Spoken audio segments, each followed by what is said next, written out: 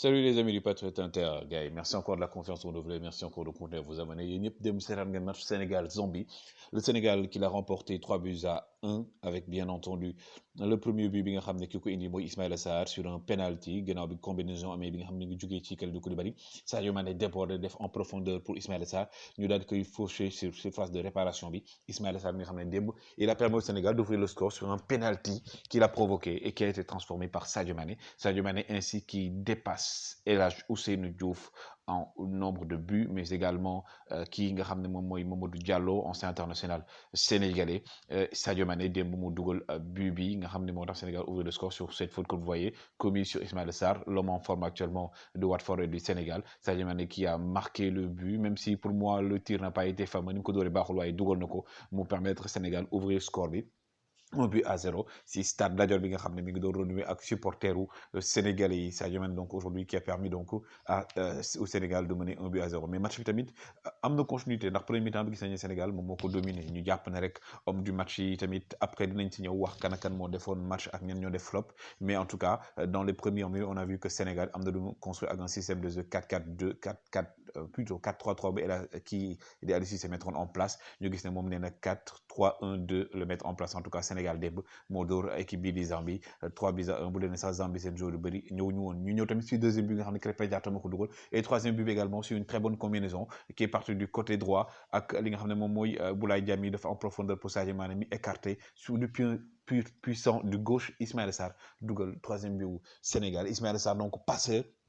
buteur, un but exceptionnel de son mauvais pied, hein, pied gauche, le dougalé et but tax Sénégal mené 3 buts à 0 qui premier mi-temps. C'était donc à la 44e minute de jeu. Donc le Ismaël Sarr dougal but tax Sénégal dadi mené 3 buts à 0 sous l'œil des supporters sénégalais. Ouais, tamit ñu seetlu tamit match bi nek na match bo xamné après deuxième mi-temps bi ak coupure de courant bi am les joueurs sénégalais ont un peu été déconcentrés peut-être lolo tax ils étaient un peu timorés. Deuxième but bi dadi dougu troisième but bi dougu mais deuxième mi-temps bi comme vous le voyez, le troisième but phénoménal, Sadio Mané qui déborde, qui écarte et qui fait une passe, une jolie passe pour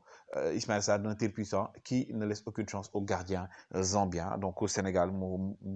3 buts à 1. Ouais, tamit fait de jeu, dafa am ci match bi comme je l'ai dit, ñu némé ko ci yenn joueurs yi nga xamné am nañ lu ñu apporter ci match bi am ñen ñoo xamné aussi ñu ngi leen doon xaar décevoir nañ mais mën nañ japp né la surprise de ce match pour nañ jàpp ne benn côté c'était Saliou Ciss dinaa si dellu si pourquoi parce que Saliou Ciss il a fait un match phénoménal ñu jàpp ne rek Sénégal démb mënoon dugal sax 4 buts ci benn débordement bu Keita Baldé Diao mais malheureusement au jeu lañ tiré Ismaïla Sarr homme du match Ismaïla Sarr qui récolte une note pour moi de 8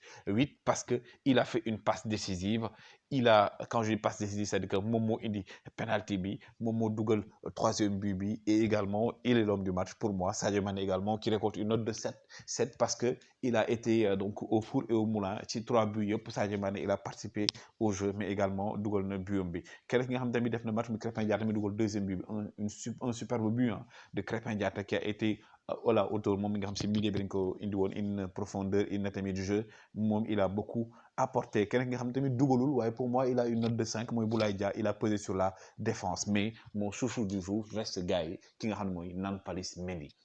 Nampalys Mendy il a écrasé tout le monde grâce à mon Sénégal maintenir le milieu de terrain bi flop bi tamit nekk ki nga xam ne Idrissa Gana Gueye démb moom il n'a été l'homme que de lui-même moo tax moom 4 laa ko jox ki nga xam ne nag mooy Nampalys moom ma jox ko 7 kii di Alfred Gomis démb il a fait des arrêts décisifs moom tamit il récolte une note de 6 Alfred Gomis démb même bu dee encaissé na bi boo xam ne erreur bi ci Lamine Gassama la jógee Saliou Ciss pour moi c'est le chouchou démb dañ ko doon xaar man j'avais des craintes mais quand même il faut le dire il a assuré lui je lui donne une note de 6 par rapport à ce qu'il a fait Abou Diallo également qui la première fois été aligné aux côtés de Kalidou Koulibaly moom mu koy jox une note de 5 mel ne à l'image de Kalidou Koulibaly bi nga xam démb moom kenn xàmmeewu ko il a eu une note de 4 même bu dee premier mi-temps bi assuré na deuxième mi-temps bi gisuñu ko bu baax Kalidou Koulibaly moo tax le capitaine il est sorti 4 lañ ko jox Lamine Gassama moom il a été l'homme de lui-même ndax faute la def erreur bi tax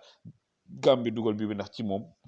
le attaquant zambien bi bokk tëpp dugal troisième but bi nga xam ne mooy réduction du score devant un Alfred Gomis bi nga xam ne il a tout fait mais il ne pouvait rien faire sur celui marqué par la Zambie gis ngeen ko Lamine Gassama qu'il était à la traîne moom mi nga xam ne il nous a habitué à mieux en tout cas démb c'était l'une des flops mais aussi comme je l'ai dit hein note yi bu ñu koy joxee donc dañuy jël Ismaïla Sarr jox ko note de 8 jël Sadio Mané jox ko note de 7 jox ki nga xam ne Krépin Diatta également note de 6 gars yi woy leen di like yéen tamit joxe leen seen i note ak seen i commentaire